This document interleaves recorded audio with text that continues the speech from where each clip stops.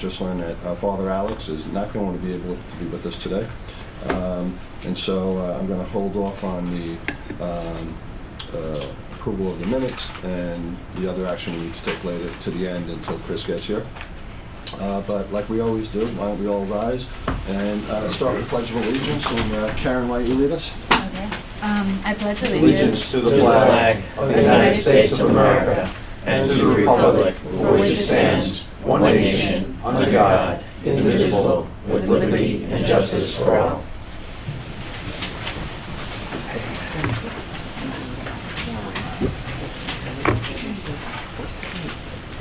We're all good. We're all good. Don't worry, Sid. Thanks. Okay, so again, we'll put off the approval of the minutes. Like we always do, why don't we just go around the horn, starting with the council members, and then we'll start with Michael, and we'll work our way around the room. Okay? Karen? Okay, hi, I'm Karen. I'm the student member of the Stony Brook Council. Frank Trotter, member of the council. Good. Kevin Law, the chairman of the council. Sam Stanley, president of Stony Brook University. Jim Morgo, member. Michael Bernstein, University Provost. Dexter Bailey, head of advancement. Matt Whalen, VP Strategic Initiatives. Johnson, VP for Human Resources. Ernest Baptiste, new CEO of Stony Brook University Hospital. Hi, Fred Skanga, Executive Director of the Long Island State Veterans Home. Richard Reeder, VP for Research. Sean Hilbrun, Director of Athletics. Susan Blum, Chief Counsel, Stony Brook. Bob Linehan, Chief of Police. Good morning, Joe Lockren, Director of Finance for Administration. Good morning, Kevin Moriarty, Chapter President for UUP Stony Brook University. I'm Bill McNulty, 55-year resident of Setauket and a member of North Country Peace Group here in Setauket. Myrna Gordon, a member of the North Country Peace Group, a graduate of Stony Brook. Michael Marta, Village of Port Jefferson, and a graduate of Stony Brook. Good morning, Marissa Trachtenberg, Assistant to the President. Susan Hines, Office of the President. Carrie Satesta, undergraduate intern in the Office of General Counsel. We have some student athletes here. Okay, and then you want to say names? Sure. Mulan Amory, I'm on the volleyball team. Ray Bowden, senior on the football team. Hey, Ray. Brandy Priori, I'm on the women's soccer. I'm Cameron Ivory, I'm on the cluster team. All right, great, guys. Thank you so much for joining us. And for our guests, we're not used to guests, but we're happy to have you, and thank you for coming as well. We are the Stony Brook Council. We are an advisory group to the president and the university. Except for Karen, we're all appointed by the governor. And, we try to be the eyes and ears of the community and make some recommendations and be a sounding board for the president and his leadership team here. And we thank you all for coming. And not singling out anybody particularly, but I do want to recognize Ernie, the new president of our Stony Brook Hospital.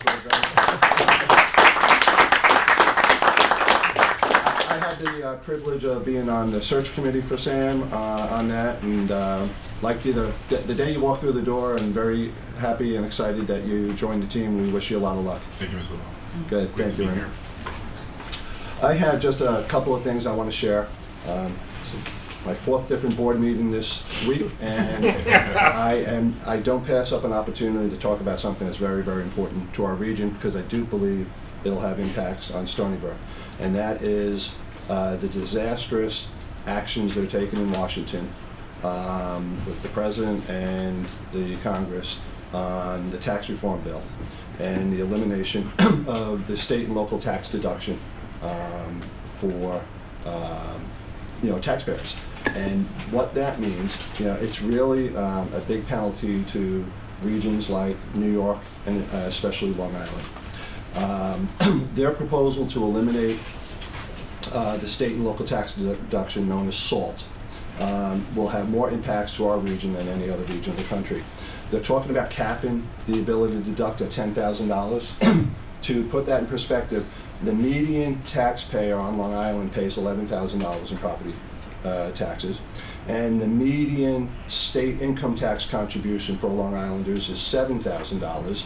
So if you add the 11 and the 7, the median payment is $18,000. So if they cap it at 10, that means people will now be paying taxes on that other 8. So the majority, not all, but the majority of Long Islanders will pay more in federal income taxes.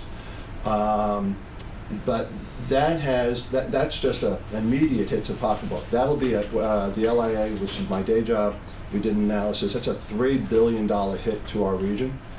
And you have members of Congress from states down south in the Midwest who argue that, well, they shouldn't have to subsidize places like New York and Long Island. It's a false argument. Don't buy it, because New Yorkers send $48 billion more to Washington already than we get back, and Long Islanders pay $23 billion of that $48 billion. So we make up half of the To the state? over contributions to the federal government. So we are already subsidized in the rest of the country. And now you add another $3 billion onto that, and I'm using 2015 numbers. So it's almost a $30 billion difference that Long Island will be paying.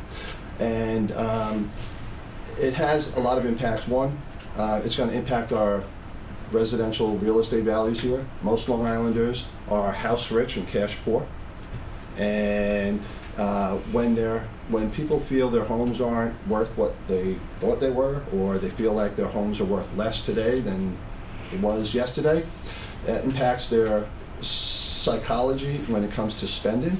2/3 of our economy here is retail. Long Islanders make money and they spend money, but it's a big part of our economy. All our shops, all our local stores depend on that. And if people feel like they're not as well off as they were before, they spend less. And so that'll have an impact. And that's going to impact our state government. And this is going to be a negative financial impact to the state government. And why should we care about that? Well, that's going to impact places like Stony Brook when the state begins the budget process next year. So this is going to have ripple effects on our own wallets. As I said, the majority of Long Islanders will pay more. Our real estate market, our small businesses and local economy, our county government, which will be impacted by sales tax decreases, our state government, and then ultimately Stony Brook University. We should all be concerned about it, and we should continue to put pressure on our congressional delegation, our senators, to not give up the fight. We probably got a week to go, and I figured that was worth sharing with you guys because I've been talking about it for months now. Kevin, it was worth sharing, and I'd like to ask you or Sam, in addition to the state having less revenue to go to the university, I'm not sure, aren't there direct impacts on higher education, the tuition in the tax? Bill? Yeah. Yes. Yeah. Sure, I'm happy to talk about them. So let's begin with a very specific one, which is graduate students. So as you know, graduate students are absolutely critical to the work at Stony Brook University. They are key contributors to our research efforts, key contributors to our teaching efforts. One of the ways in which we work with graduate students is we waive their tuition. So in other words, there is a tuition charged, but we waive it. And then they get a stipend, which is woefully low. I would admit it. It's low across the country. It's low at Stony Brook. But this provides essentially the stipend is for them to live on, and then they have a tuition waiver. They never see any of the money associated with that tuition waiver. It's simply we take it off the books. So as part of the House of Representatives bill that's going to be going into conference, there's a provision that would tax that tuition waiver. So in other words, now graduate students will be taxed not only on their low stipend, but also on something they never see, which at Stony Brook we've estimated would quadruple how much they're paying in taxes currently. So it could be $800 to $900, which gives you a feel for how low they are. It could go to $3,200 or more. And that's going to take place across the country, of course. And so, I've said the kind of things graduate students do. Just think about in terms of economic development. Graduate students start more companies than faculty do around the country. So these are key contributors, as I said, to our area. And so that's something we need to do away with and get that removed from the bill. I'm a little bit optimistic. 31 members of the House just signed on to a letter that they sent to the conference committee that asked this to be withdrawn. So my hope is that the message is getting on about this. We have communicated directly, of course, with the New York delegation, who voted against the congressmen. People from Long Island all voted against this bill, the House bill. And so I think we're working very hard to get this done. We've also signed on from letters from AAU and APLU. So that's number one.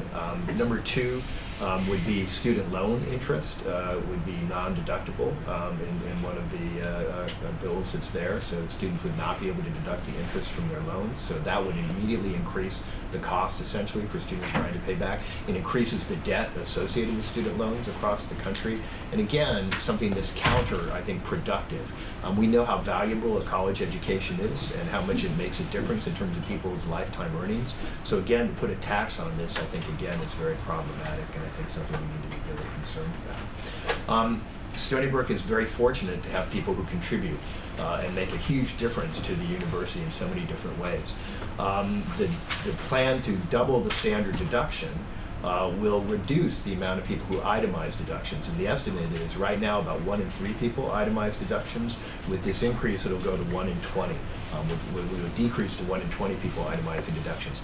That, we believe, and people have estimated, will knock giving down to charitable organizations, including organizations like Stony Brook University, very significantly. And the estimate is up to $16 to $20 billion could be taken out of that because people will no longer be itemizing their deductions, so therefore they will reduce their charitable giving. So those are just 3 areas where I think we're impacted. Yeah, very, very significant. And there's others. I could talk about others, but I'll stop at those for the time being.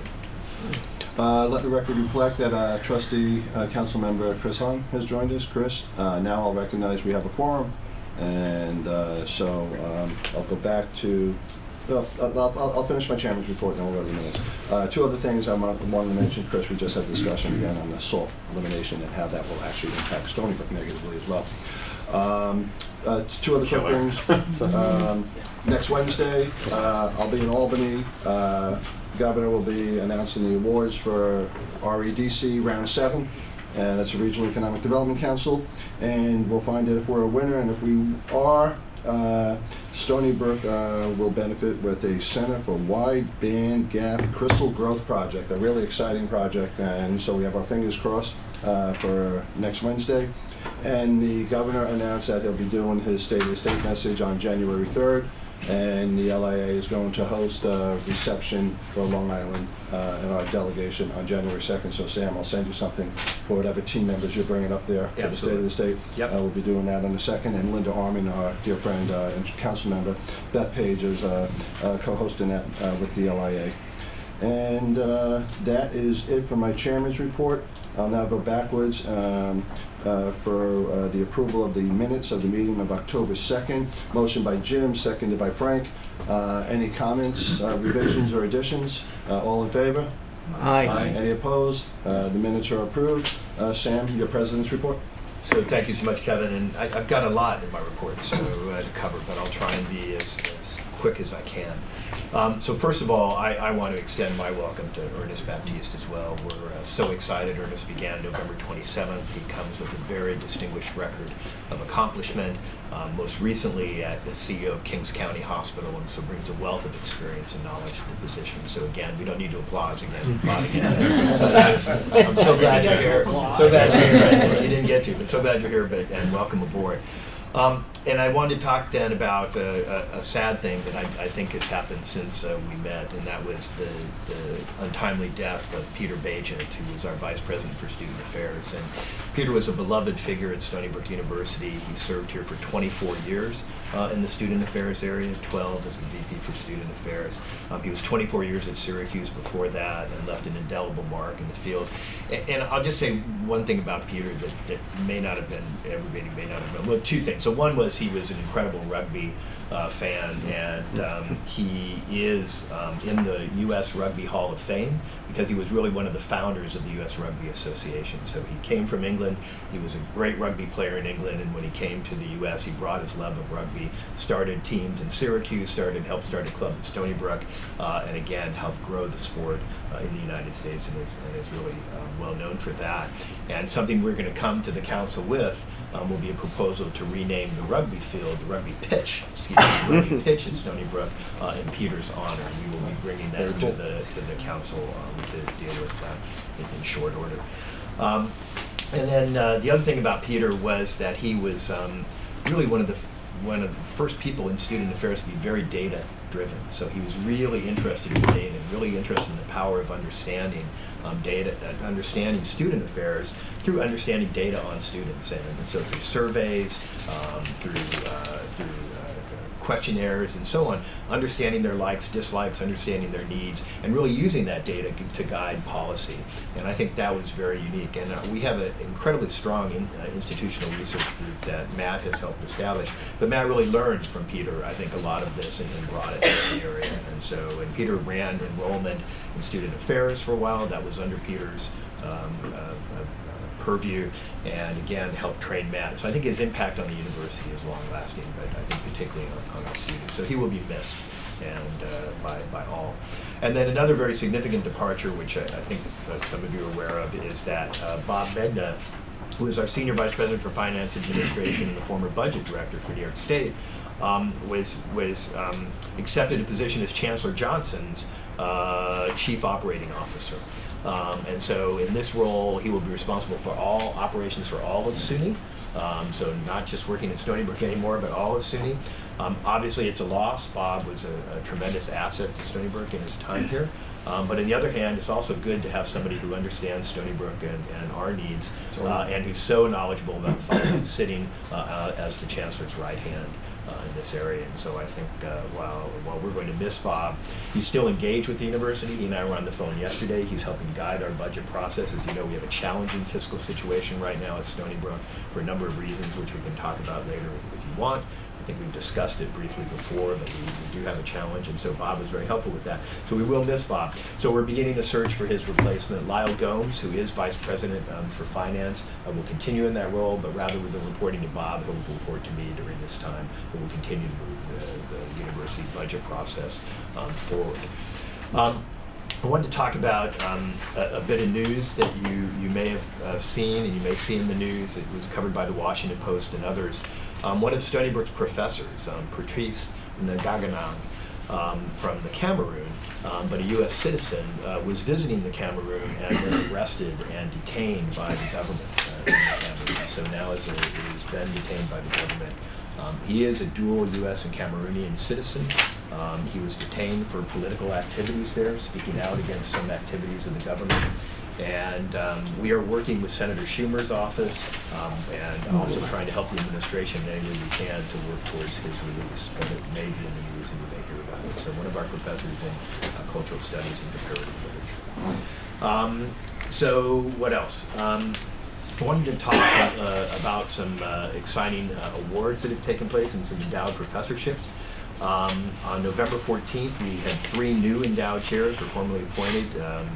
And that was William and Jane Knapp Chair in Energy and the Environment. It's Esther Takeuchi, who holds a joint appointment with Brookhaven National Lab.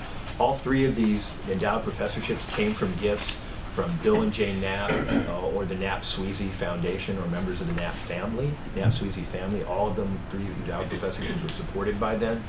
So Esther Takeuchi, who holds more patents than any other woman in the United States, has a number of grant awards and works on storage technology, would be the William and Jane Knapp Chair in Energy and the Environment. Margaret Peg McGovern is the Knapp Chair in Pediatrics. She is the professor and physician-in-chief at Stony Brook Children's Hospital. And Christopher Muratori, who is the new chief of pediatric surgery, will serve as the Knapp Chair in Pediatric Surgery when he came to us from Hasbro's Children's Hospital. So this, again, is the importance that philanthropy makes.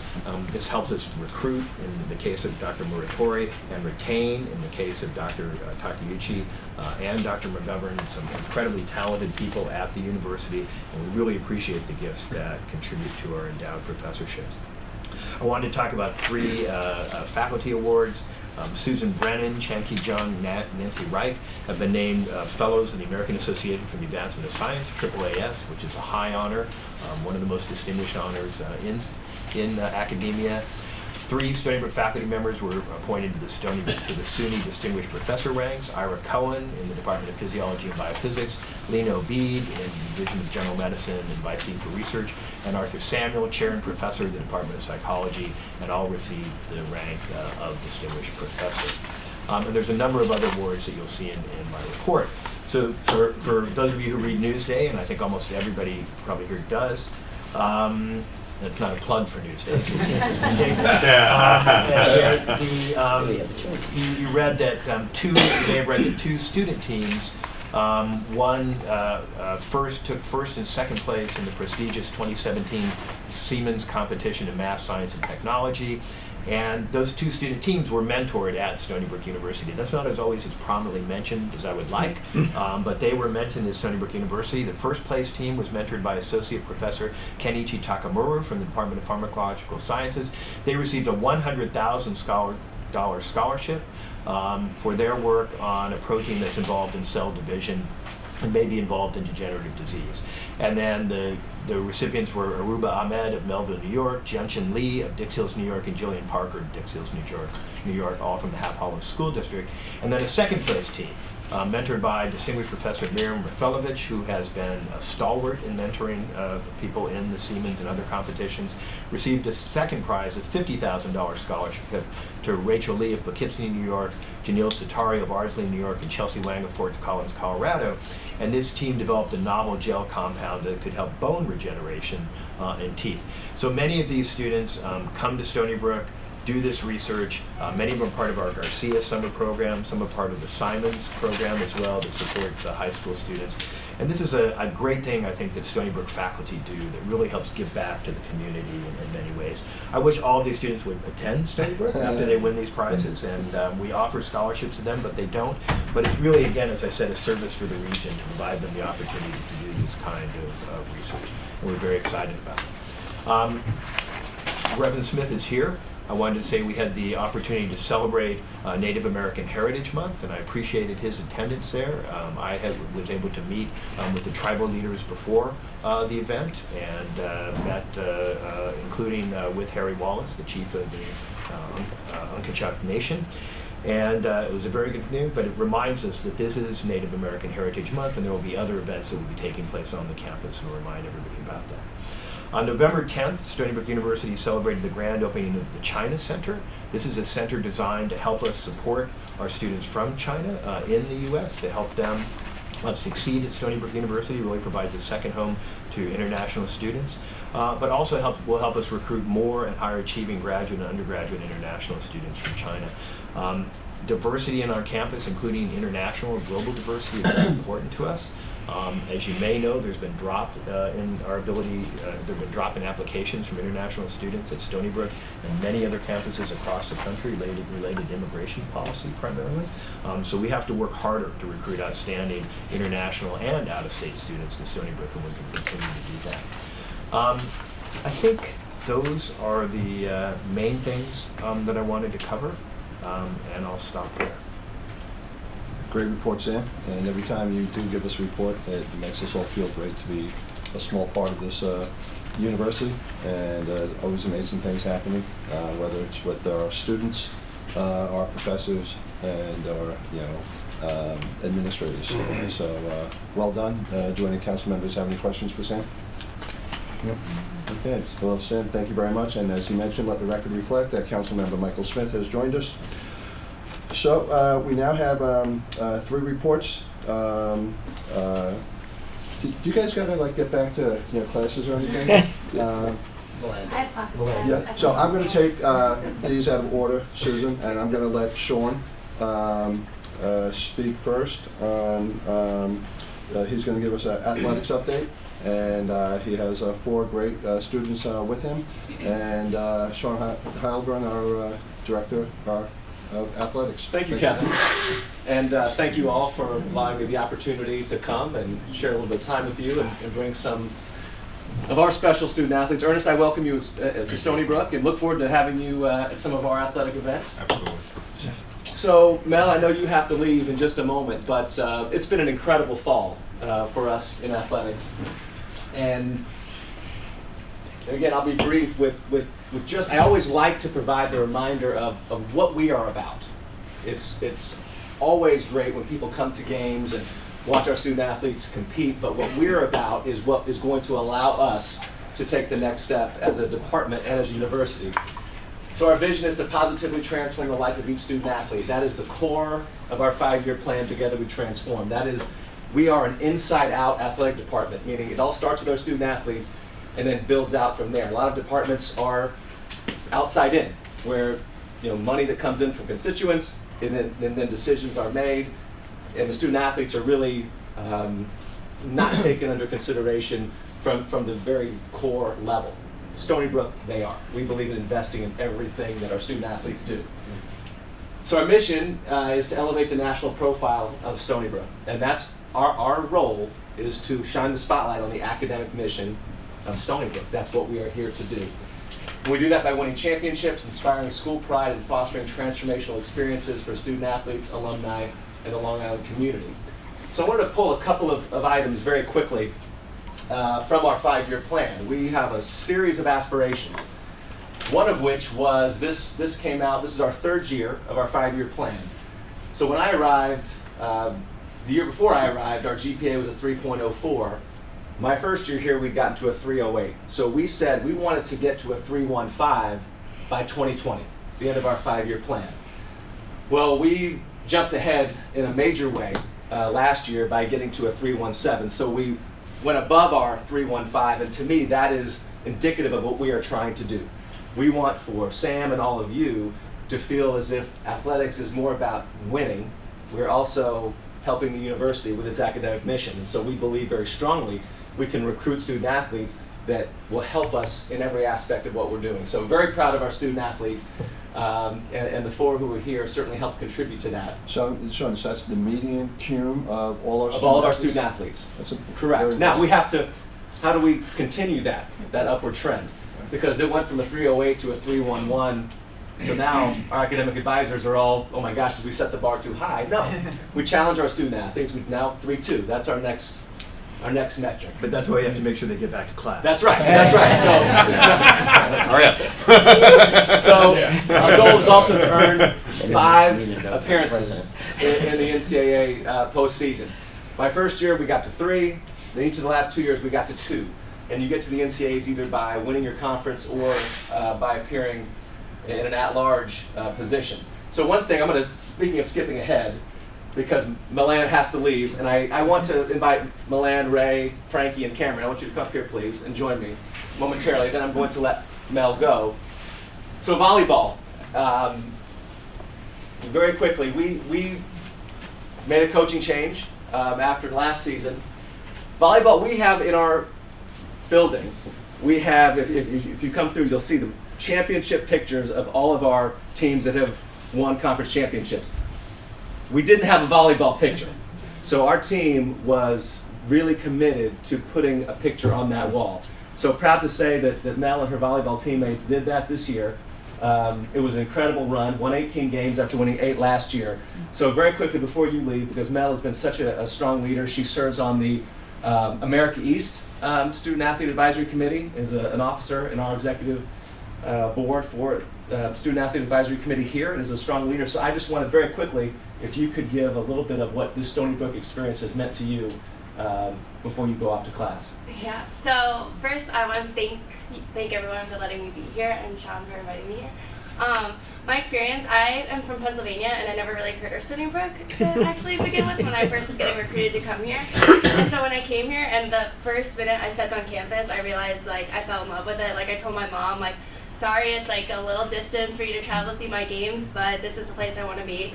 And I'm so happy I did choose this school. And my first 3 years, with our old coach, it wasn't the greatest, but after this past year and staying and then trusting in the process and doing everything, I'm so happy I stayed. I'm so thankful. My freshman year, my upperclassmen told me to get involved because when they were upperclassmen, they're the one thing that I wish I did was get involved. And since I did that, I'm so thankful with the people and the opportunities that I had. Like Sean said, I'm a co-president of SAC. I'm part of the Academy of Leaders. I'm a PAC mentor. I'm part of the Peer Athlete Wellness Seminar. I'm a student ambassador. I don't know if there's anything else, but so I'm just so happy that I got the experience and to be able to be here and to win my senior year is just a cherry on top. We didn't, and the NCAAs playing Nebraska was awesome, and the experience in front of 9,000 people. That's volleyball royalty, right? Yes. Yes. Volleyball Exactly. royalty. Nebraska is unbelievable. Right. So to end with that was awesome 4 years. So can't wait to see. So I have to go, but again, so much congratulations. Congratulations. What we talk about all the time is the fall, is really starting out the year with momentum that we can carry through the winter and then the spring. And so to get 4 teams into the postseason when our goal is 5 in a year is remarkable, considering we've had 7 each of my first 3 years. So volleyball was an incredible breakthrough. The first we got this year was men's cross country, and this is phenomenal. This I knew Cameron and his teammates, I knew they were going to win. But this is a very difficult sport to actually win, because it is, while it's running as an individual sport, it is incumbent upon the team to win the championship, depending on finishes. So we were playing Richmond, our football team. I was there, sitting in my hotel room watching a cross-country race live is very difficult, because you have no idea how we are going to end up finishing. Cameron finished second. Milan said she came a long way from Pennsylvania. Cameron's from New Zealand, so he has really come a long way. But this is an incredible team. Second straight championship for men's cross country. And again, what we talk about is making strides. Number 4 ranking in the region, which is our best finish ever. So I wanted Cameron to share his Stony Brook experience very briefly. Sure. Hey guys, again, like Milan, thank you so much for letting such a poorly dressed guy be here. I'm a little underdressed, and while I'm sure a lot of you guys have come a long way as well to be here today, and me coming last year, I'm only a sophomore here, so I'm still learning the ropes, but I'm so thankful that Sean gave me the opportunity to come here today. It really is a long way from New Zealand, and Stony Brook, I think, really just made me feel like I was part of a family again after getting off a 24-hour plane journey. So that was really important for me coming here. I hadn't heard of Stony Brook really until a few months before I arrived. We obviously have a strong New Zealand history through the track and field program, among other things, with Lucy Van Dalen, our own national champion in NCAA, but I never dreamed that I'd ever be in America, let alone standing in front of such an esteemed group. So, but to me, Stony Brook really just brought together all the values that my parents taught me to hold dear when I was a kid. And our team is currently making strides through a lot of adversity against teams that are a lot bigger than us. But I think that sums up what Stony Brook's all about, really fighting the battle of the little guy. So we're really thankful to have all of you guys at our backs, and I hope that we can continue. We've got a really young team. We're losing 1 senior this year, and our majority of our team is all sophomores. So we're going to be back and aiming for one of the best winning streaks in cross-country history in America East. So thank you guys for letting me be here. Thank you, Cameron. And then came women's soccer. And again, what my job is we talk about transformational experiences. So we want to prepare our students for life after Stony Brook, but while they're here, we want them to win. We want them to have opportunities. And this is another sport where we made a coaching change 2 years ago, and to see this program really come together and win its first title in 5 years was remarkable for where women's soccer has come. 11 wins, and defeating the road that we had to get to win it was difficult. Had to go on the road for 2 games, defeat the number 1 seed New Hampshire in the America East semifinals, and actually got to host the championship at home. We knew we had it in the bag, but our women incredibly resilient throughout the year. So Frankie is a senior on our team and really helped lead the buy-in when we made the change, and I'm so proud of her. And so Frankie, her uncle, is our head football coach. So obviously knows Stony Brook, where Cameron came from New Zealand. Frankie came from Nassau County, so not quite as far to go, but very proud of Frankie, and so wanted her to be able to talk to you about kind of her Stony Brook experience. So thank you for having me. My Stony Brook experience is a little bit different because I kind of was born into Stony Brook 10 years ago at least, coming to games before I even knew I wanted to play soccer in college. So I came to Stony Brook, and I knew I kind of had to create my own identity, even though my uncle was such a huge part of the program here already. And I feel like this, for me and my team, is just a way for us to create an identity and bring back to the school, because we always talk about how we want to give back to the school, and create a community around Stony Brook like other big schools have, and we just wanted to be able to bring great spirits to Stony Brook, and we're happy that we were able to do so, and it just was a great ending to my senior year.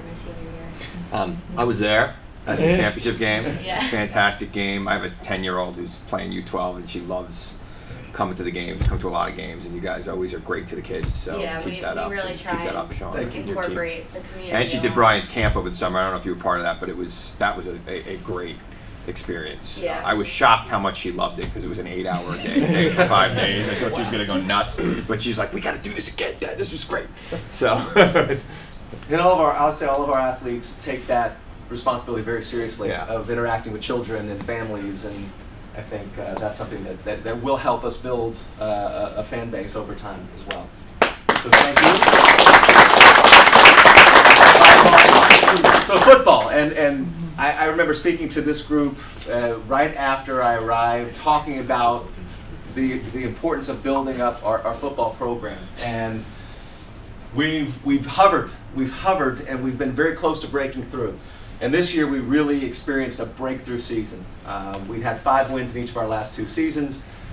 We knew, and in many conversations with Sam, I felt very confident in what we were building because we had planned for it, we had made strategic investments, and we were doing things the right way. And our goal was to build a program, as it is for all of our teams, that will last. Because it's one thing to win 1 year, but if you take a dip, that's not what we're about. We want to build a sustainable program. So for football, to break through, to get to the playoffs, that was a goal. We achieved that. To win 10 games, double our win total, absolutely remarkable. To finish ranked 10th, and go 7-1 in the CAA, which is an incredibly challenging conference. Every week is difficult, and I think we knew we had something when we went down to South Florida for the first game of the year, went toe-to-toe, tied in the 4th quarter. South Florida is a top 25 national program, very, very strong. And a lot of what I attribute it to, we've had talent, but it really was about culture and leadership. And Ray Bolden is a guy that, again, it's what I love about being here at Stony Brook is just we are a community of people coming from all over. Like me, Ray came from Texas, and so proud of his development and leadership. One of our outstanding talents on the field, but I'm more proud of him for his leadership that he showed, and is a huge reason why we had the success that we did. Not just the talent, but the leadership that we had. So, Ray, I'd like you to share some words about your journey. Like everyone else said, it's an honor to be here. I appreciate it. Coming from Texas, and I came from a huge football town. When everyone heard that I made the decision to come to Stony Brook, people didn't really hear of it, but when I took my visit, I knew it was a place that I wanted to be in. I heard about them trying to get over the hump and things like that, so I always told myself I wanted to be a part of building something, and Sean talked about culture, and for me that was the biggest thing, and the coaches let me know that I could be a major part of that development. So I got a lot of criticism, but I really felt like it was the correct decision for me to make, and looking at where I'm at now, I wouldn't have it any other way. Going through a lot of low times with coaches, teammates, it was something that made this year extremely special. And my mom always talked to me about using football and not letting football use me. And I think this year I really understand what she meant, and my own personal development just as a human, as a person, it's been extremely vital, and that's because of football. I never thought that I would be the person that I am today just because of the sport. And this year I was talking to Sean yesterday about it, like this is my best year, statistically. It's a lot of hype around my name. I see my name everywhere, and this was the year that I cared the least about those things. I really prided myself on trying to relinquish things like ego and pride, and I just became a person that that I'm proud to be. And the fact that I think it comes back to making the decision to come to Stony Brook and to be the selfless person that I am today, and to know that I'm seen in the light that I'm seen in is extremely special to me, and I'm thankful that decided to come to Stony Brook. So.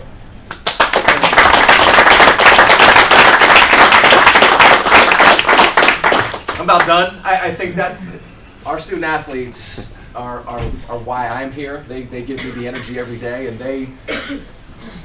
they speak volumes, much more than I can give you in a PowerPoint presentation. And that to me is what's so special. And that's what we want to get out there. What we are doing, yes, we know we have to win. We have to win to achieve our mission of elevating the profile of our great university. But this is what we're about, is transforming lives. And when we focus on the student athlete experience, these are 4, and I could have pulled many, many others in, that are going to go out and honestly make the world a better place, and that will always look back on their time at Stony Brook, and I want them to say it was the best decision that they ever made to come here. So we've had a great fall. We are going into basketball season with the same ambition, is to win the America East title. Men's basketball team plays Hofstra on Tuesday. Our women are home against Iona Thursday. We don't stop. There are people who say you're getting taking some time. We keep going, and like so many of you, it doesn't ever end. And we appreciate the support from the community, the support from all of you. And we're going to keep going and building our program so that everyone associated with Stony Brook is very, very proud. And those who don't know who Stony Brook is, they do know, because they see us nationally. So I thank you for your time. Thank you for your support. I thank you for just giving me that energy and that excitement every single day. So thank you.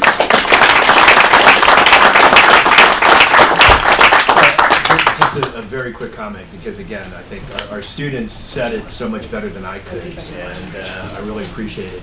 But I have the privilege of serving on the NCAA Division I Board of Directors and the NCAA Board of Governors, which is responsible for all 3 divisions.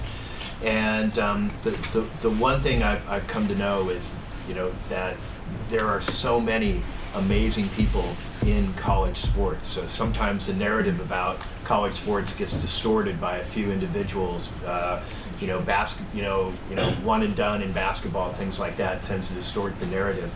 But student athletes are amazing. And if you think about how challenging a place like Stony Brook is, to do that and then to spend hours every day in practice takes tremendous amount of effort. I mean, thinking back when I was in school and how I managed my time, what you guys do is amazing. How you manage to participate in your sports, go to your practices, do the kind of outreach to the community we've talked about, visit Stony Brook Hospital, all these kind of things, and at the same time achieve in the classroom is really spectacular. And it's why these athletes, many of them do so well after graduation, because they have outstanding time management skills and they have outstanding leadership capacity. So I think this is one of the things we don't always talk about athletics is, of course, there's an outward thing we see that helps the university, but these students make a really positive contribution to the university as well. And so I'm very glad that they're here. So again, thank you so much for your contributions to the campus. Much Thank you, Sean, and thanks, students.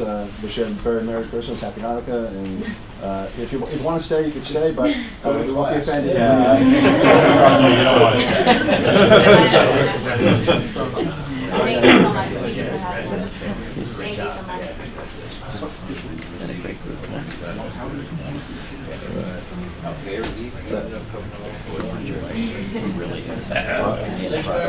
Bye-bye.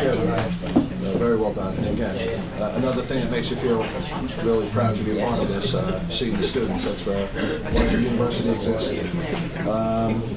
We're going to continue with the special reports. I'm going to ask Susan Bloom, the senior counsel in charge, for a report on free speech. So just to give a very quick introduction, if you're okay with this, Susan. One of the things that I think we've seen all around the country are issues associated with free speech on campus, and what does it mean, and how does free speech on campus tie in with issues, for example, of academic freedom, and how do they intersect? What about people who are invited to campus? What are their rights to speak, and so on? So I thought it might be good to have Susan talk a little bit, as well joined by Chief Lenahan, to talk a little bit about this issue on Stony Brook campus and how we work with it. Thank you, Sam. So, and I'm really rarely at a loss for words, but it's very difficult to follow that really poignant, introspective sharing of perspectives by our athletes. It was very emotional. It was very beautiful, and kudos to them. Right. A few weeks ago, the president asked me to present to his vice presidents and his deans some sort of an overview on free speech on campus. And I fell off my chair and I started overthinking it. There are boatloads of issues. There's a pantheon of scholars out there that have written tomes on this, and I decided to pare it down a lot. And I pared it down instead of into, I call it a big swim in the ocean, to dipping our toe briefly into a small constitutional pond. And we're just going to focus on speakers on campus today. But there are a lot of other issues that we, in future, if you want to do a tutorial every so often, I'm happy to come back and do that. So I'm going to queue up the issue, but I'm here with my partner in crime, my partner and colleague, Chief Lenahan, who works very well with all the operational areas of the university, including counsel's office, to make sure that our community is safe when these events occur. I mean, and that we have sufficient control that we can function in a free marketplace of ideas without jeopardizing the safety of our students and our visitors and our guests. So there it is, 45 words. They're ostensibly simple and they're actually very complicated, and I'm just looking at 10 of those words. Congress shall make no law abridging the freedom of speech. So then we have Milos Yiannopoulos, Richard Spencer, Charlottesville, Berkeley, and the dialogue in the nation got very complicated. So I want to focus really on two really important principles. And the first starts out with, what are we? We're a place, we're a public university. The First Amendment applies. We are a marketplace of ideas. There should always be a robust exchange of ideas. And it's critical to academic life, freedom of inquiry, freedom of expression. Okay, that's the first principle, very important bedrock principle. And then we get into the second one, and this is where the tension comes in.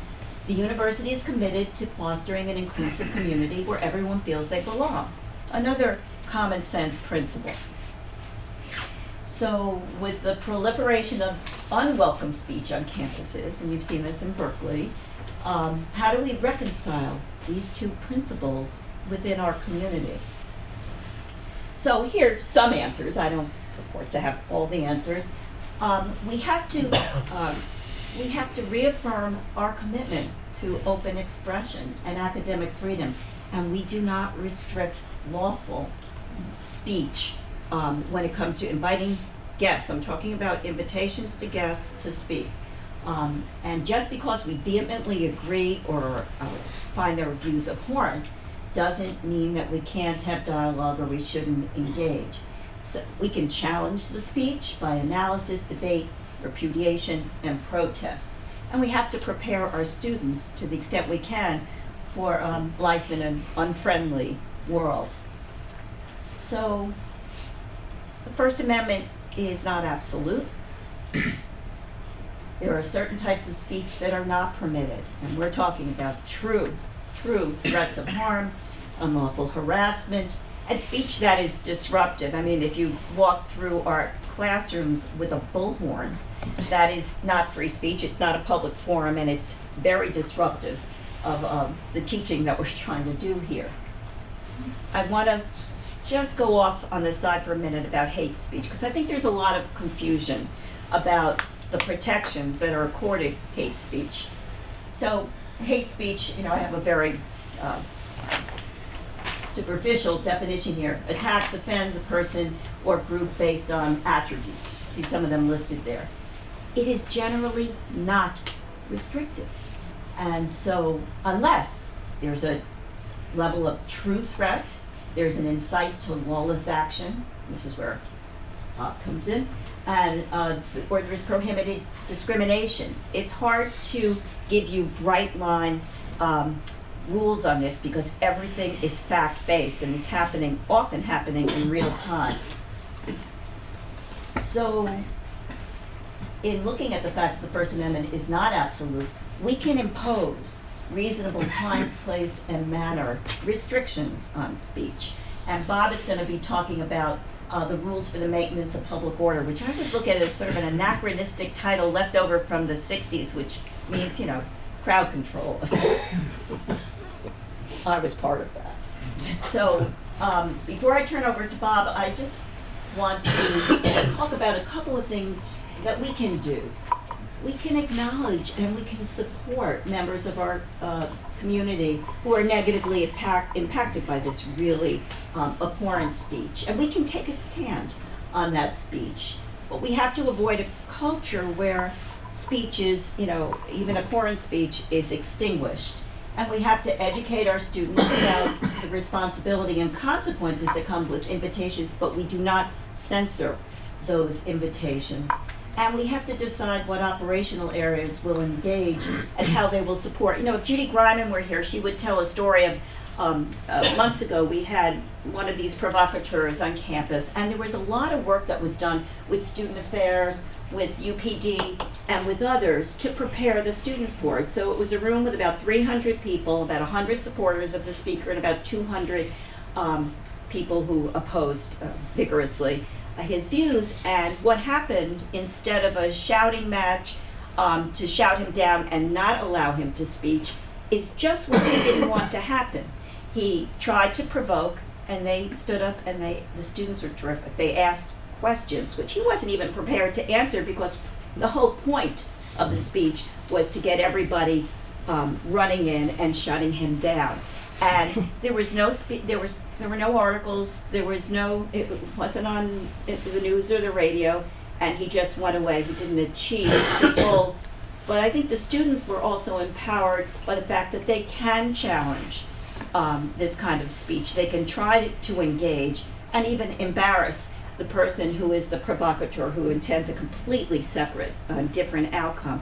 And so I have to say that it's amazing to work on this campus, because I watch how all our operational areas do come together, including especially student affairs and our student government, to work together to prepare for these events. And it's very respectful. Nobody is silenced, but it's a team. And when I go to my SUNY meetings for the 40 council around the state, the other campuses don't have this robust interplay as we have on campus. And yes, someday we might be caught short. I can't say it's always going to be perfect, but I want to compliment everyone who's doing, I think, a great job. So I'm going to turn it over to Bob, who explains from a very practical point of view how the UPD works in these scenarios. So, while we're pulling up the slide, thank you for the opportunity to come speak today, and I will echo Susan's sentiments, and those athletes were good. And so they're a tough act to follow. So, while I pull it up, nationally and by the way, Ben Shapiro was the speaker who came, as Susan said, we really had a non-event with that issue. What's going on nationally, the protests everywhere, and you see it on the news, and a lot of times they turn violent, and there's protesters, there's counter-protesters, and it just goes on and on. But we've been very successful at Stony Brook University in that we have a lot of, well, I wouldn't say a lot, we have some issues that students and faculty oppose, and there's some protests of individuals walking around campus. But because we've built a lot of equity in the campus community, we have been really successful in keeping the protests orderly and not out of control. And by that, what I mean equity is we've done, as far as community police, a lot of outreach efforts and geared towards the students, which may be a coffee with a cop day, where we sit down and talk to the students over a cup of coffee, and it's been very successful. We've had Citizens Police Academy, where we bring students in for an 8-week course to tell them about policing and why we do certain things, case law, and so on and so forth. It's now a 1-credit class, and so they're very happy with that. We have basketball day, or game day we call it, where we play the students in basketball, and we always lose. But, play them volleyball, but it's really a wonderful exercise, and the students are by and large grateful for that opportunity, and they see we're not the boogeyman, if you will. We're really police human beings, and we have issues just like them, but together we can make a difference, and together we can help them protest if they want, but in an orderly and peaceful fashion. So, I don't have a lot of slides, so guess we'll kind of keep it brief. And what we do in terms of when we become aware of some issue that may happen where people are upset with it or controversial speakers, we do a lot of things prior to the event, and so I'll go down with it. We work with organizers of the event, and so we reach out to them and see what their issues are and what they're going to do and so on and so forth, whether they're going to walk around the academic mall, whether their intention is to come in the administration building or Melville Library to protest, so we get a gauge on what they're going to do. If it's a speaker, we reach out to the speaker's security team, and typically they come with the security team. We tell them things like no firearms on campus. It's prohibited against with university policy as well as penal law. They can't come on campus. But we also ask them about what's happened on other campuses when they've come and spoke. And so we kind of gain some intelligence on what they're expecting and what their issues are.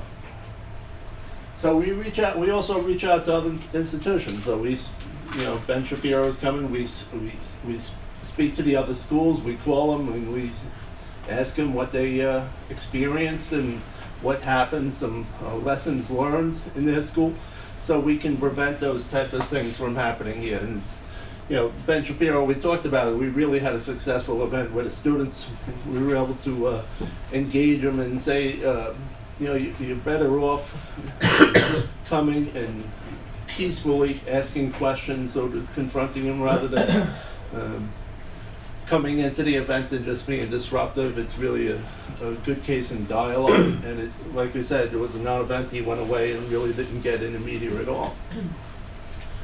So we also identify groups who may potentially demonstrate. And so we talked about reaching out to organizers of the event. And we also look at possible counter demonstrators, and because we want to make sure the demonstrators are safe, but we also want to make sure the counter demonstrators are safe. That's the goal of the event, to really make sure they can peacefully protest First Amendment rights, but in an orderly manner. The other thing we do is monitor social media. If you can see organizers of the event, and they typically have pages about what their intentions are going to be, and how many people are going to attend, how many people say they're going to attend, likely to attend, maybe attend, where they're going to go, and we kind of do that very successfully. And so based on all the information obtained, like I talked about, we develop an operations plan. And what's an operations plan? It's basically what we're going to do on that day. And so in the operations plan, we kind of see how many police officers we need to police the event. We also work with student affairs representatives that are there, and Judy Griman's area, who are representatives also, who may come to the event and assist us in engaging in with the students. Private security if necessary. We've never had a demonstration where we've asked to bring them in, but they are an option for us if there's a large crowd, to supplement what we're doing. Again, identify security posts. We have to know where the demonstrations are, where they intend to go, and because there's certain prohibitions. You can't walk into a classroom, as Susan says. You can't walk into buildings and obstruct university operations. So we identify posts, and that's kind of based on how many police officers we need.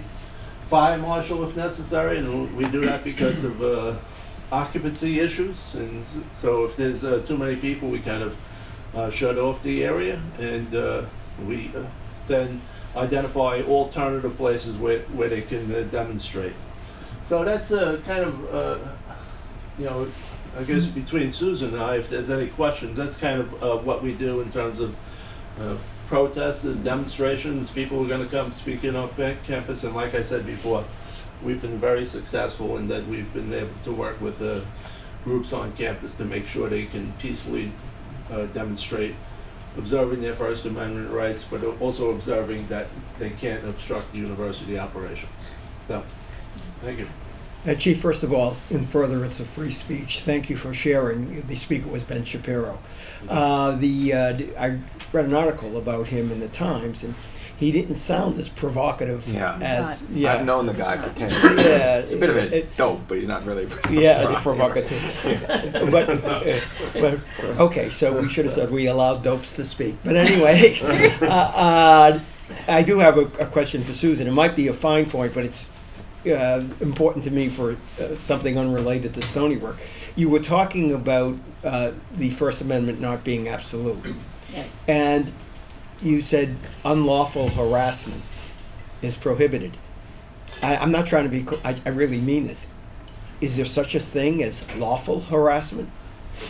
Well, there are harassing acts that may not rise to the level of criminal harassment, for example. So we've had situations here where I call Bob and I'd say, what do you think? And Bob will say, doesn't rise to the level of criminal harassment. So you can have harassing behavior, which is, I'm not talking about sexual harassment, I'm not talking about discriminatory harassment, just, acts which are annoying or harassing that don't rise to that level. That's why I said, I know I'm answering very abstractly, but that's why I said it's fact-based. It's very difficult to get into. Case by case. Yeah, it is.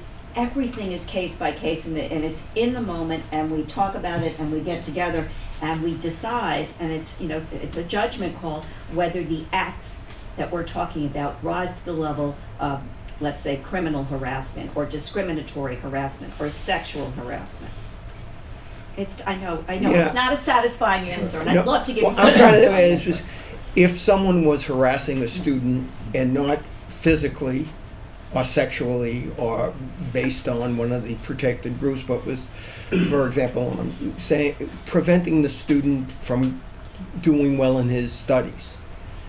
like psychological harassment? Yeah, something, or, bullying. Bullying, yeah, that's what I'm really thinking, yeah.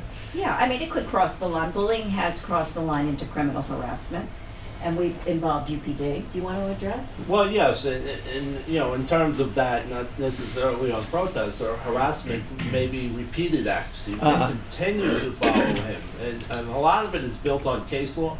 So it's built on the statute of harassment in the New York State penal law.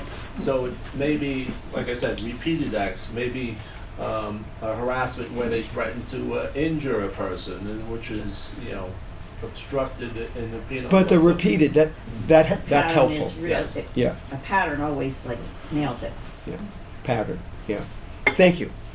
I have a question for Bob. Just the incidents at Charlottesville and at Berkeley.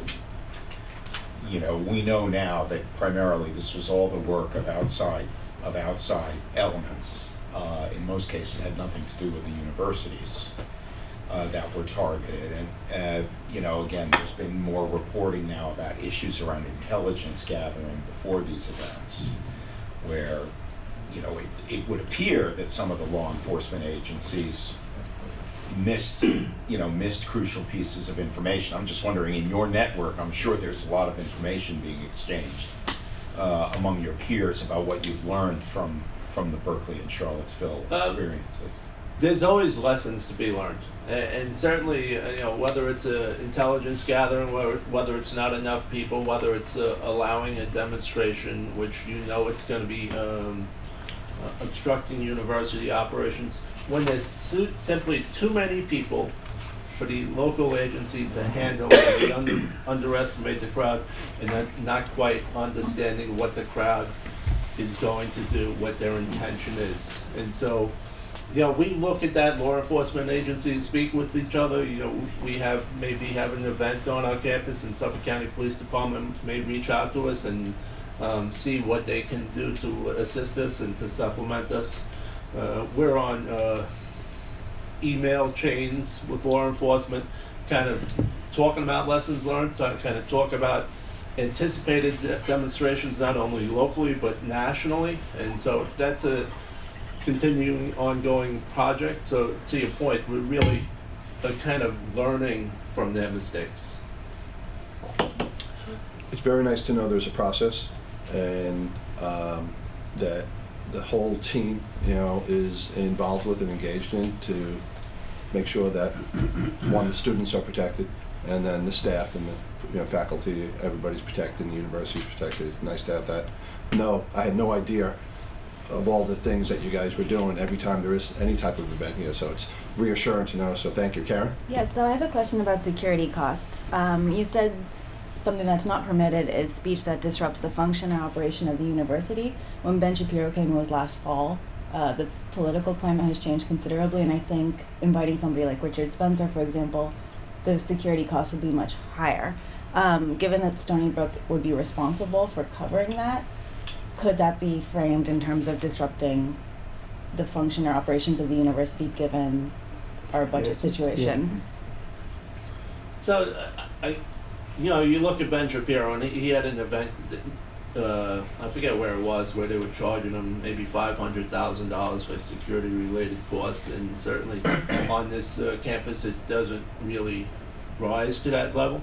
So a lot of times with the event, we supplement it with police sources that don't incur overtime, but based on our operations plan, what I talked about, we will bill people for that event, whether it's the organizers of the event, so we're not at a loss for currency, if you will. But this is where you balance the First Amendment rights of a speaker, balance the student groups who want to invite those people, and again, even though a majority of the campus is opposed to that speech, they have that right to come here and have that speech.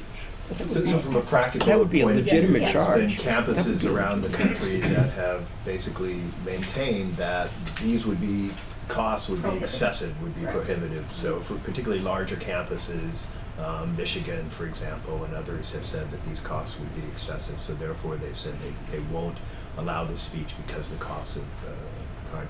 I think every case is going to be different, and so I'm not going to. And that's a relatively new phenomenon. Exactly. In the past, when you read the literature, costs weren't necessarily a basis for impinging on free speech, but now the costs are just mushrooming, and so, as the President said, it's becoming more prevalent. Well, thank you very much. Jim? No, I was just saying, I was crossed up. But that seems like a legitimate expense for the sponsor. If you want to sponsor this, it will cost you this for security. The challenge is that student groups are often Right. The ability to do that would be, that might have a freezing effect essentially. So I think In fact, isn't that the case throughout the country, Sam? It's mostly student associations who are inviting guest That's where I was speakers as just gonna opposed to go. the university itself? Yes. But as a public institution, do we have to, could somebody come in and lease a facility? Do we have the right to say no or yes?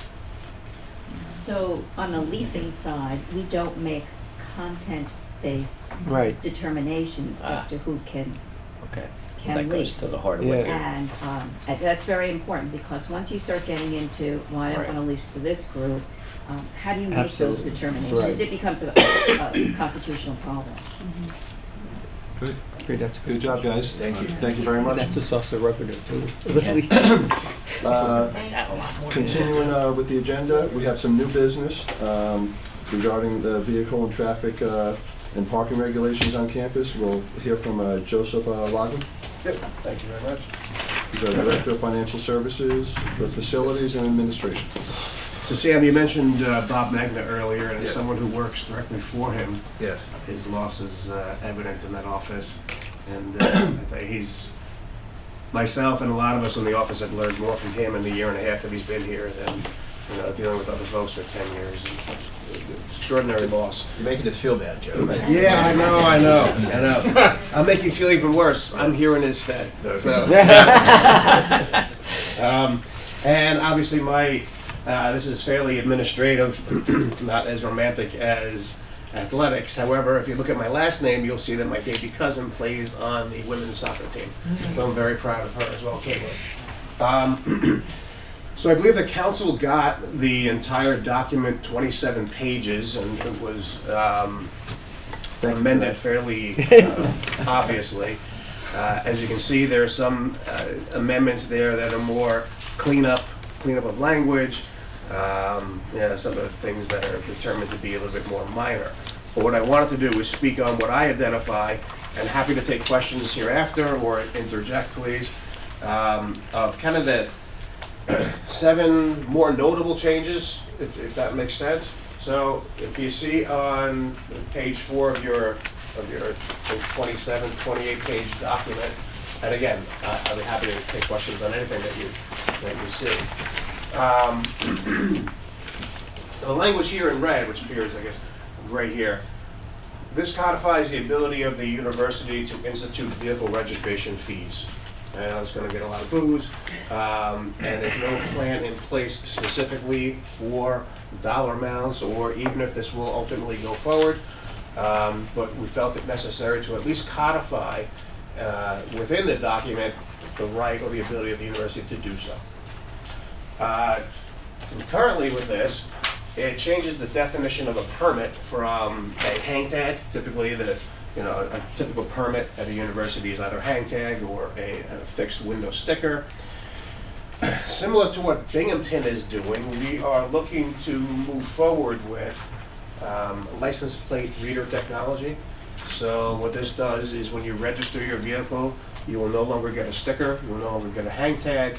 Your vehicle ID with the associated plate we put into a database, and the reason why this works fantastically for us is the current process when we're doing our enforcement in the parking lots is we have 4, 5, 6 agents that are going through thousands and thousands of spots, 10,000 cars, and visually they can kind of get an idea as to where folks are based on their ticket, but it's certainly not foolproof.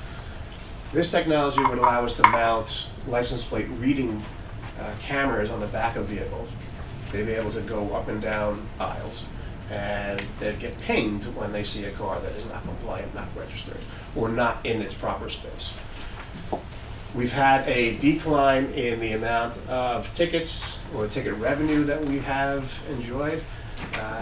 Say 2007, we were upwards of $1 million in annual revenue just in tickets and parking fines. We're down now to the $400,000 or $500,000 range.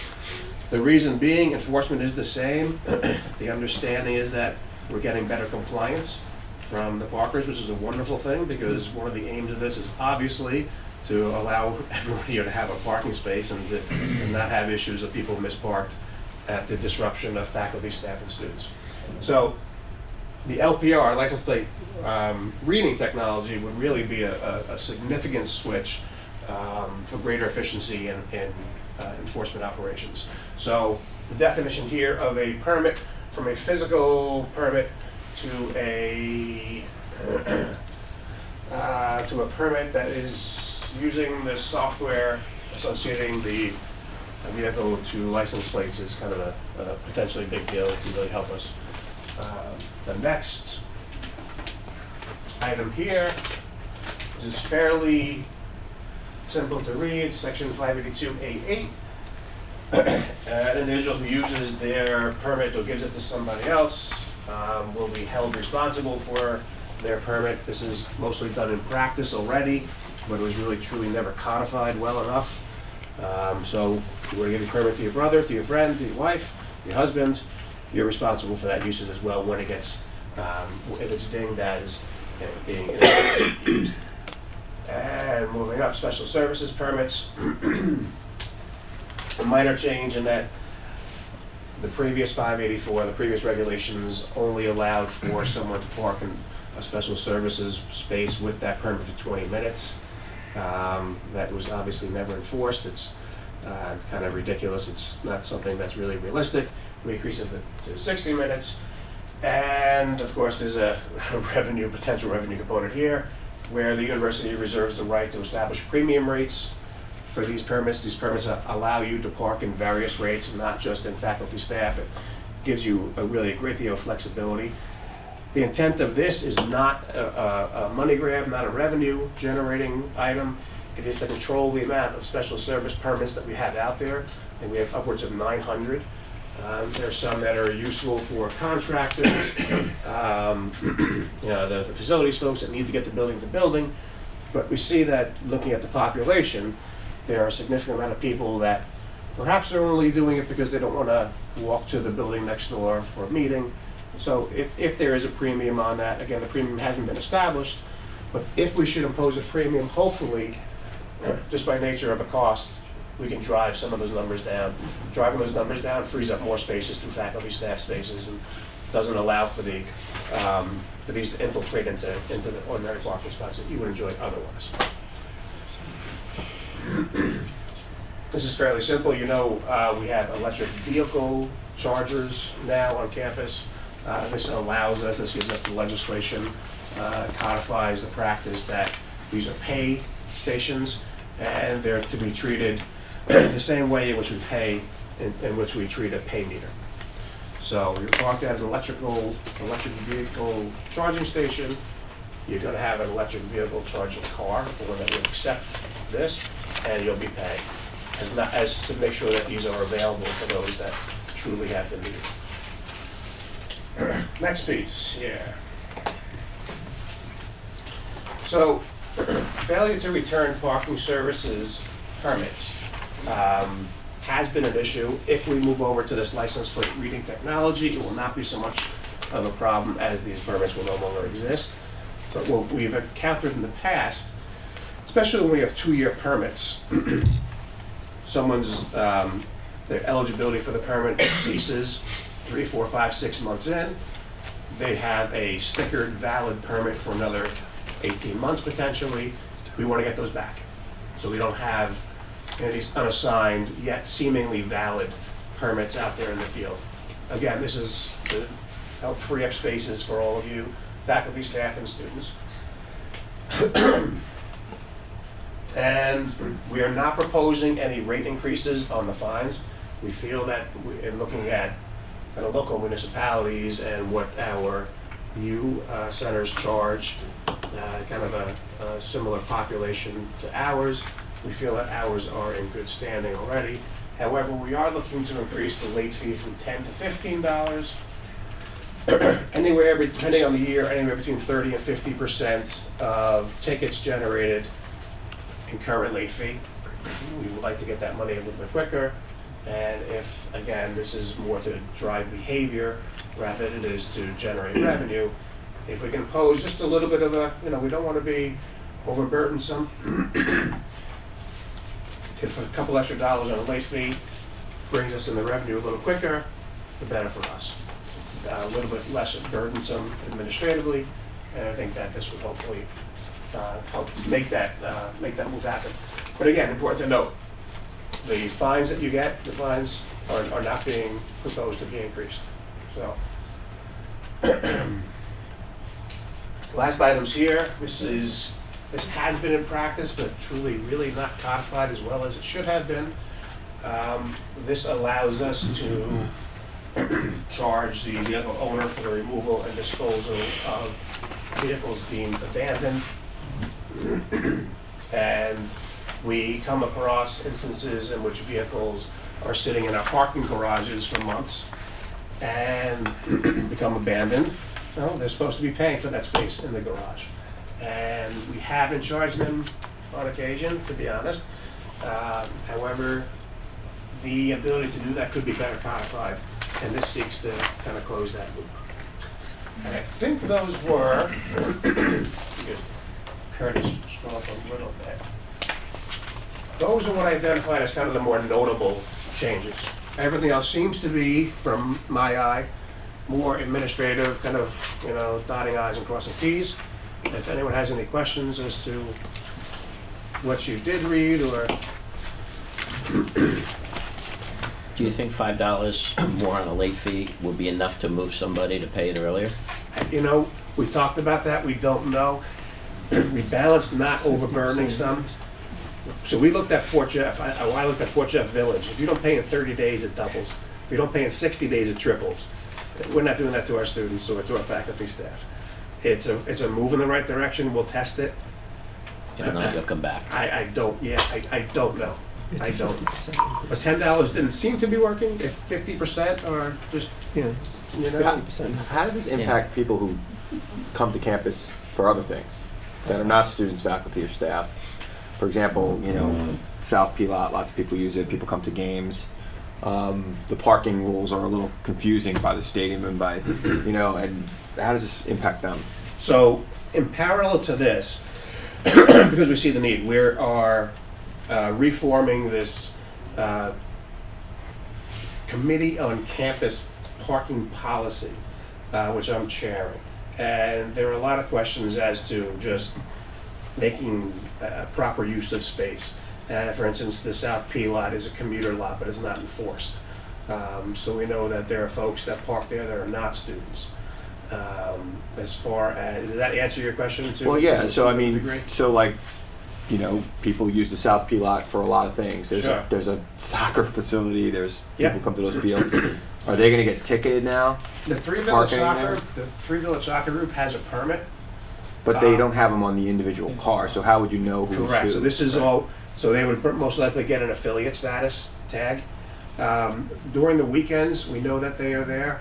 They are creeping into Thursday, Friday usage as well. We have to have a conversation with them about that, because the permit, they have a specific schedule in that permit as far as what, when and where they can use the fields and thereby use the associated parking. We can see that they're bleeding out from that a little bit, so we have to address that. Certainly, we want anyone that's legitimately supposed to be here and has a right to be here to have some type of either physical permit or somehow be in our database as not to get, you know, a ticket. But that's a whole other parallel track that's running along with this in terms of committees and kind of squaring a lot of that away. The treatment of parking tickets and parking spaces, and we want to realize more. Parking here is a problem, as you probably know, and we want to alleviate a lot of the stressors from faculty, staff, and students. You know, we have groups that use the campus and use parking facilities that, you know, have always been granted the ability to do so, and we're trying to revisiting as to where folks belong, treatment of visitors, treatment of contractors, treatments of affiliates. But, so that dovetails well with this, but. Thanks, Sean. Good. One more question? Yes, sir. Quick question. So how, if you revert to the license plate recognition, how's that going to work for cases where someone's car's in for repair and they're using their spouse's car or their spare car, or they're renting a car? Yes. And coming in for the day because they're going to go on travel or something? So the system will have the ability for you to go in. The system is in process, and we're looking at systems, so there's not a system in place just yet, just to be careful. But the systems that we've been exploring and the procedures behind it is, yes, if you have a vehicle, you would be able to register that vehicle for that day, and it would be registered to you for the day, the week, however long you have it. Of course, this would be police, and we have to make sure that you know, no one has 10 vehicles registered, and that if you have a registered vehicle that pops up here and pops up here within, you know, 10 minutes of each other, we know there's a problem. There's a lot of these little details, but there are companies that deal specifically with this and kind of have gone through these exercises and have a good understanding as to what we need to do to make this successful. And Binghamton uses this system already. Thanks. Presumably successful. Thank you. We need to act on these amendments. Take a motion by Chris, seconded by Michael. Any comments, revisions, or additions? All in favor? Aye. Any opposed? Motion is carried, and the minutes are, the changes and revisions are approved. That's it for our formal agenda today. I met a couple of our guests out in the foyer earlier today who wanted to attend our meeting, and I told them we're not a public regulatory body. We don't normally have a public portion, and we won't engage in any discussion. I did want to be neighborly and give them an opportunity to say a few words. Mr. Mart submitted a letter to us, which I'll distribute, and you can share that. But if you did feel like sharing anything with us, like a board, we'll give you 3 minutes each, which is standard through zoning boards and planning boards and things like that. And the first name I had on our list was Myrna Gordon. And Myrna, if you would like to address the council, I'll give you that opportunity. Absolutely. Absolutely. Thank you so much. My name is Myrna Gordon, I'm a long-term resident in Port Jefferson. I lived there for over 50 years, raised my family, did graduate school work here at Stony Brook many, many decades ago. Currently, in about 2.5 hours, I will be at University Hospital in a hospital gown being examined by students in the medical school because I've been part of the clinical skills department for 9 years, and that's been a great joy. But I'm here to talk about the renaming of the Renaissance School of Medicine. The North Country Peace Group, has had many, many demonstrations there over the past several years. We have had lawful demonstrations, and I am here to express my extreme disappointment when I was viewing the October 2nd meeting of the Stony Brook Council meeting in which the proposal was made, with one dissenting vote. What I found so discouraging was that there was no discussion on that videotape, so I wasn't sure exactly when all of this pre-vote took place. We are so concerned about this medical school renaming, okay, that it has brought forth many, many concerns in our local communities, in the Three Village area, and especially here on campus. And at the Stony Brook Senate meeting, faculty Senate meeting this past week, there was a rousing support of also disappointment from the faculty members on staff who also felt the same way. So what I would like to say to you, and from a journal in the American Medical Association about selling names, selling medical schools names, I would just like to read. There is an intrinsic risk involved for the schools in the future if donors or foundations are discovered to be involved in activities deemed unsavory or illegal. Renaissance Technology, as most of you know because you do read the newspapers, there is a $7 billion tax evasion that they are being charged with now and that they're being investigated about. We all know about this. Also, Renaissance Technology is the major shareholder in a construction company called Sterling Construction Company, who, if given the contract, will be building the wall on our southern border of the country. So I am asking you to please, I'm not sure if this motion has gone to Albany. I spoke with a woman named Cynthia. She has told me that it has not been on the agenda with the New York State trustees. So I don't know really where your proposal is right now, if it's in transit. But I just want you to know that we are so disappointed about the lack of transparency that went on with this decision on campus and in our community. So I thank you so much for giving us the opportunity. I also worked with you as part of an organizer of the Black Lives Matter March here on campus and into Setauket last year. I am a big supporter of Stony Brook athletics, and I just wish that this whole proposition could have been handled in a different way. Thank you. Thank you, Myrna. Thank you. Thank you, Myrna. Michael, other than your letter, did you have anything to add that is not in your letter? And No, I'd just like to thank you for allowing us to be here today. I'm a beneficiary of public education and a strong advocate for it, both at the University of California, Berkeley, and here at Stony Brook. And the point of, I come at the issue of the renaming from a slightly different perspective. And that is that I feel, as I expressed it in the letter, that it's inappropriate to name professional schools and academic departments for donors. Buildings and grounds, yes, it's laudable that you do acknowledge the contributions to the university, both in money and in devotion of service, but not to name professional schools.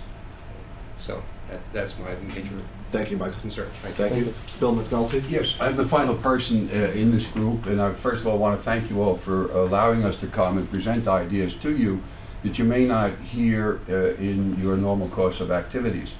In connection with the free speech issue, I've been a member of the Stony Brook radio station, WSB, for the last 25 years, where I do a commentary show, a political commentary show, testimony to the fact of concerning the free speech issue. I think the issues of the renaming have been covered very, very well by my friend and associate, Myrna and Michael. So I won't go into that to any additional point of view. But what I do want to say is this, that I think that you folks have your major concerns about budget cuts and financial matters here at the university.